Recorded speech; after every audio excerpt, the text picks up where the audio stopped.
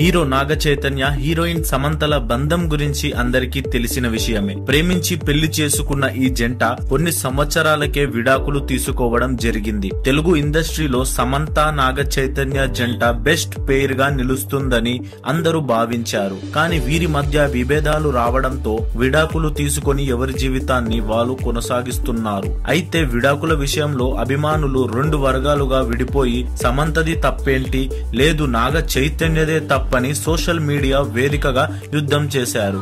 విడాకులపై నాగ చైతన్య ఎప్పుడూ మాట్లాడిందే లేదు. కానీ సమంత మాత్రం తన సినిమాల విడుదల సమయంలో పరోక్షంగా విడాకులపై స్పందిస్తూ వస్తున్నారు. అయితే వారిద్దరూ తిరిగి కలిస్తే చాలా బాగుంటుందని అభిమానులు కోరుకుంటున్నారు. విడాకులు తీసుకున్న తర్వాత ఈ జంట నేరుగా కలిసింది లేదు. కానీ తాజాగా వీరిద్దరూ కలిసి ఒకే వేదికపై దర్శనమిచ్చారు.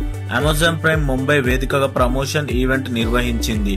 సమంత నాగ చైతన్య విడాకులు తీసుకున్న తర్వాత ఫస్ట్ టైం ప్రమోషన్ ఈవెంట్ లో భాగమయ్యారు. ఇదిలా ఉంటే సమంత నాగ చైతన్య ప్రేమ గురించి ఓ వార్త సోషల్ మీడియాలో వైరల్ గా మారింది. వీరి మధ్య లవ్ ట్రాక్ కొన్నాళ్లు నడిచిన తర్వాత సమంత నాగ చైతన్యతో ప్రేమ విషయాన్ని తన కుటుంబ సభ్యులకు చెప్పి ఒప్పించిందట.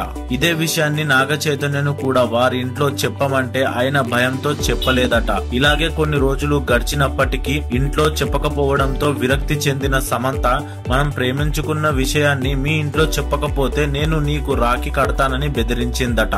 దీంతో సమంత తనకు ఎక్కడ రాఖీ కడుతుందో అని భయంతో సమంతతో ప్రేమ వ్యవహారాన్ని చైతు తన ఇంట్లో లీక్ చేశాడట. ఆ తర్వాత నాగార్జున సైతం సమంత నాగ చైతన్యుల ప్రేమ పెళ్లికి గ్రీన్ సిగ్నల్ ఇవ్వడంతో వీరి పెళ్లి జరిగింది. ప్రస్తుతం నాగ చైతన్యను సమంత బెదిరించిందనే వార్త నెట్టింట వైరల్ గా మారింది.